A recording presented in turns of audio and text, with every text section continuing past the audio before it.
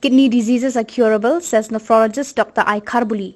Speaking at a program held at Woodland Hospital in Shillong, Dr. Kharbuli said, kidney diseases are curable provided treatment is provided timely.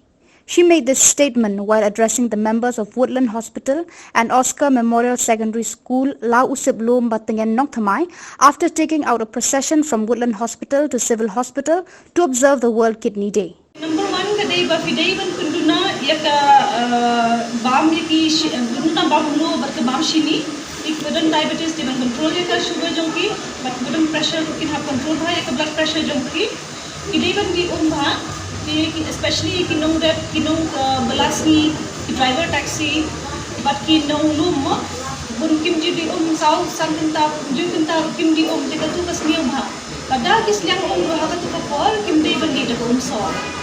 So that is one thing. Our little I little shisni devan diomo. And also, to create an awareness amongst the people regarding kidney disease.